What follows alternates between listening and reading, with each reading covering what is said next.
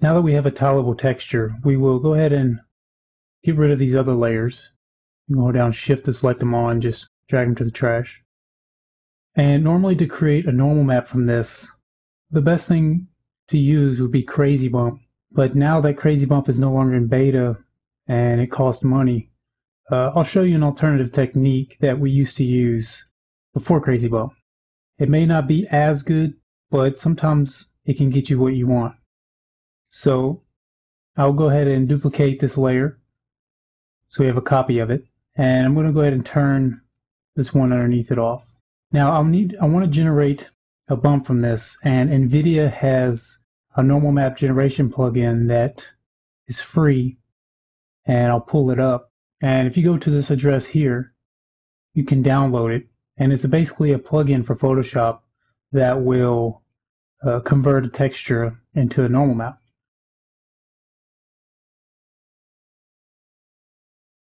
So you can download it and install it and then restart Photoshop. Once you've done that, you can locate the plugin in Filter, Nvidia Tools, Normal Map Filter.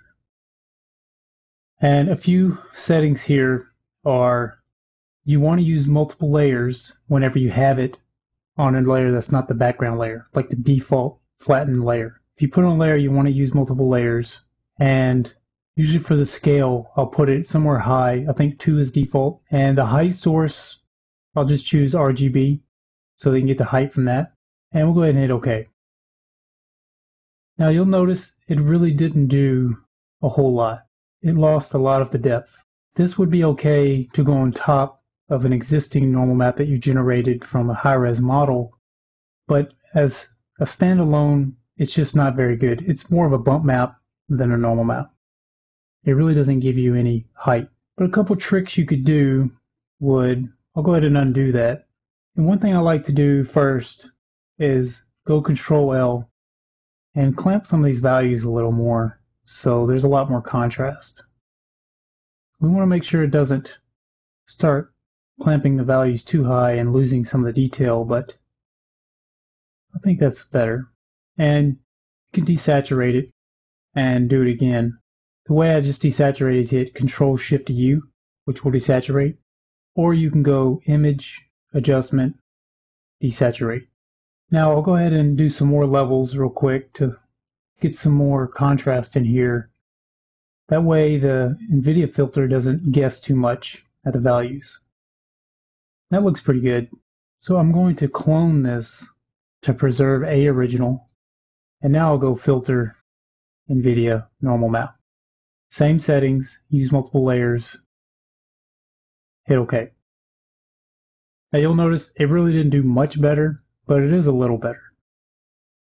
Now I'm going to clone this again, and one thing I'm going to do is Filter, Blur, Gaussian Blur.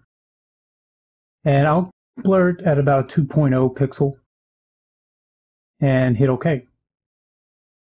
And you'll notice that it had blurred, I'll turn this on and off so you can see, it blurred all the pixels a little bit, and when we run this normal map filter again, it's going to get a little bit more broader details. So let's try it again. Filter, Other, Nvidia Tools, Normal Map Filter. And we'll hit OK.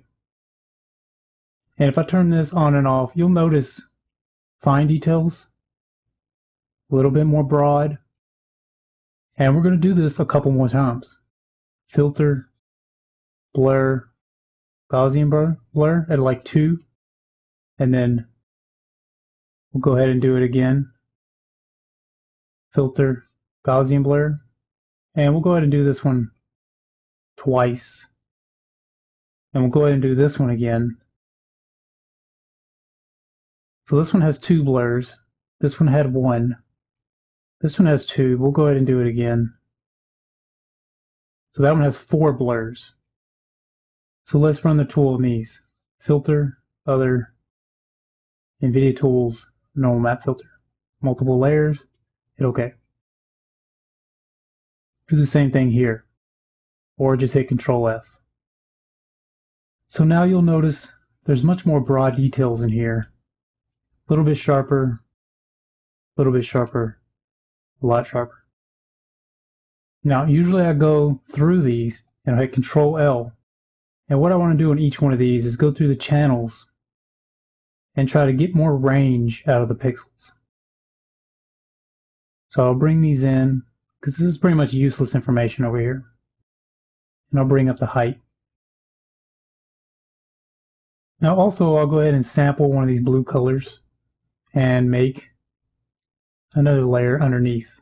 And I'll fill it with the blue with Alt-Delete. This looks pretty doughy or muddy.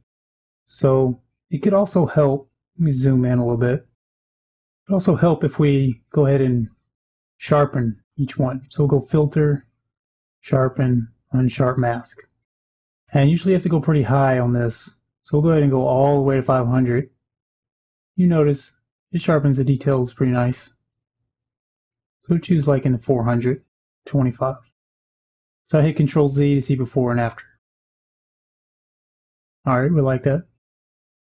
Same thing here. I'll go through here and try to get some more range out of here. The thing is, you may not even need to do the blue channel on these other ones, and I'll show you why. But before I show you, I will go ahead and sharpen this again.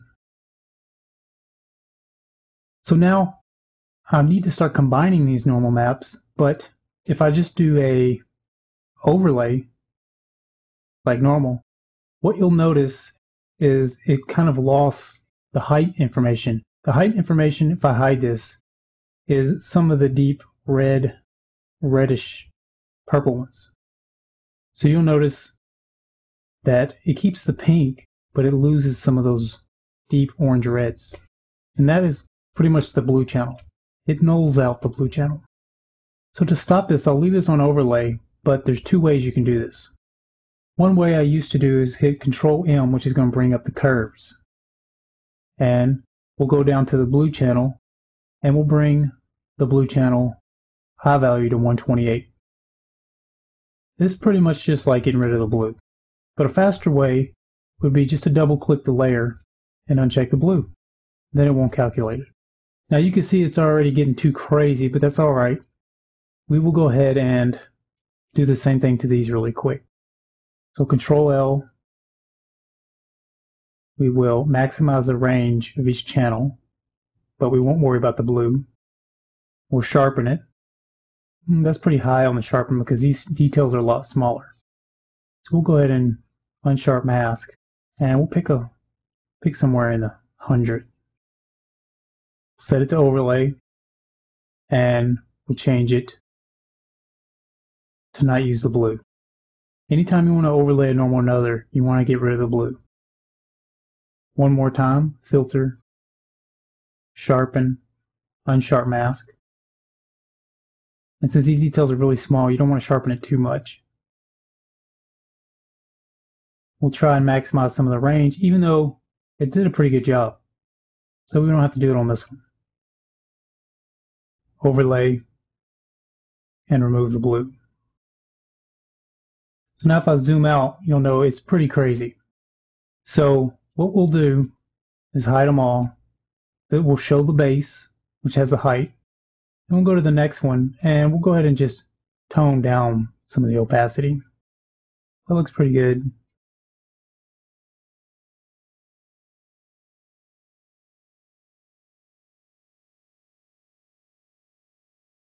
And you can even tone down the base.